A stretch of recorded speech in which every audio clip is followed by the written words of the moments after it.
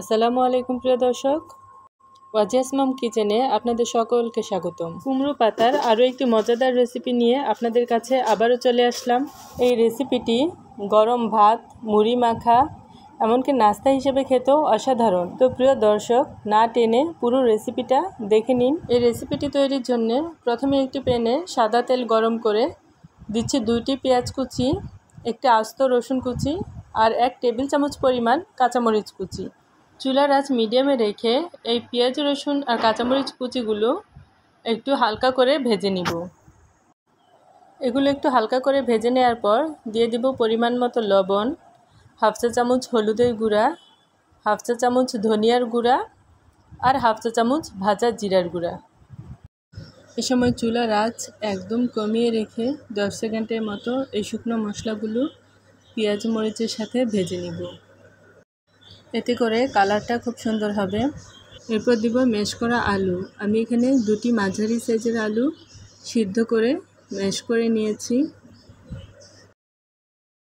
এবার ভালো করে নেড়েচেড়ে আলু আর মশলা একসাথে ভালো করে মিশিয়ে নিব।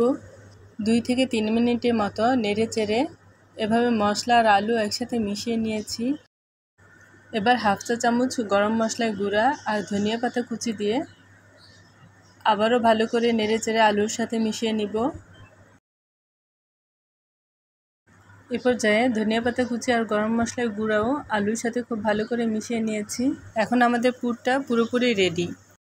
এখানে আমি কিছু কুমড়ো পাতা নিয়েছি, আর এই রেসিপিটা তৈরির জন্যে এই কুমড়ো পাতাগুলো একটু বড় হলেই কিন্তু রেসিপিটা তৈরি করতে ভালো হয়। এবার চুলায় একটি হাঁড়িতে পানি দিয়ে আমি 2 মিনিটের মতো এই কুমড়ো পাতাগুলোকে ভাপ দিয়ে নিয়েছি। এতে করে কুমড়ো পাতার রোলটা যখন আমি তৈরি করব তখন পাতাগুলো আর ছিঁড়ে যাবে না।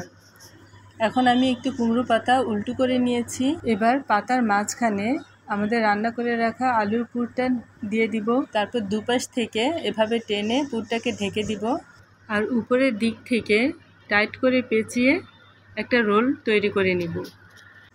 আমি আরও একটু তৈরি করে আপনাদের দেখিয়ে দিচ্ছি। একটু খেয়াল করলে আপনারা নিশ্চয়ই বুঝতে পারবেন। কুমড়ো পাতাটি উল্টো করে তার উপর পুরটা দিয়ে একটু টাইট করে পেঁচিয়ে নিলেই কিন্তু আমাদের কুমড়ো পাতার রোলটা রেডি হয়ে যাবে।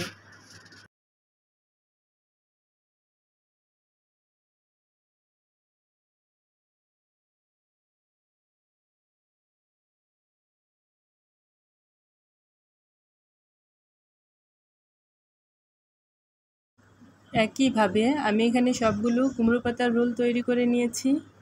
এবার একটি ব্যাটার তৈরি করে নিব। এর জন্যে প্রথমে আমি একটি বাটিতে নিয়ে নিচ্ছি 3 টেবিল চামচ পরিমাণ বেসন আর 2 টেবিল চামচ পরিমাণ চালের গুঁড়া। এখানে চালের গুঁড়া দিলে এই নাস্তাটি একটু বেশি মচমচে হবে। এবার দিয়ে দিচ্ছি হাফ চা চামচ পরিমাণ কালো জিরা, হাফ চা চামচ থেকে একটু কম শুকনো মরিচের গুঁড়া, হাফ চা চামচ থেকে একটু কম হলুদের গুঁড়া আর পরিমাণ মতো লবণ। এবার শুকনো উপকরণগুলোকে একটি চামচ দিয়ে খুব ভালো করে মিশিয়ে নিচ্ছি। শুকনো উপকরণগুলো মিশিয়ে নেওয়ার পর এখানে অল্প অল্প পানি দিব আর একটি ব্যাটার তৈরি করে নিব। এখানে কিন্তু আমরা একেবারেই বেশি পানি দিব না, তাহলে কিন্তু ব্যাটারটা পাতলা হয়ে যেতে পারে।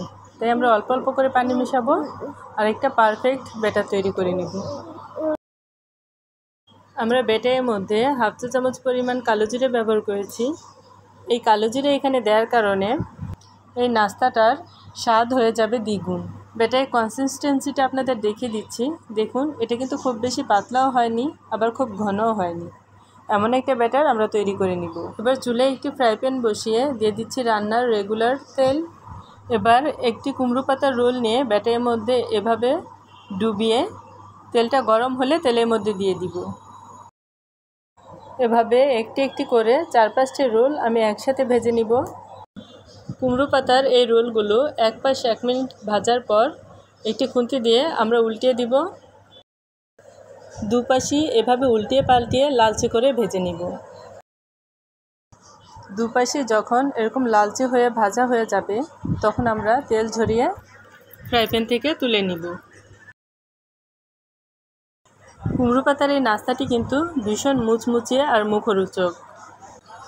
এমন বৃষ্টির দিনে কুমড়ো পাতার এই নাস্তাগুলো দিয়ে মুড়ি মাখা খেতে কিন্তু দারুণ লাগে। তাছাড়া এগুলো ডাল ভাতের সাথে খেতেও কিন্তু ভীষণ ভালো লাগে। আবার চায়ের সাথে নাস্তা হিসেবে খেতেও কিন্তু দারুণ। এই রেসিপিটা বাসায় অবশ্যই একবার ট্রাই করবেন, দেখবেন বাসার ছোট থেকে বড় সবাই কিন্তু কেড়ে কেড়ে নিয়ে খাবে। সবাই ভালো থাকবেন, আবারও কোনো নতুন রেসিপি নিয়ে চলে আসবো। আল্লাহ হাফেজ।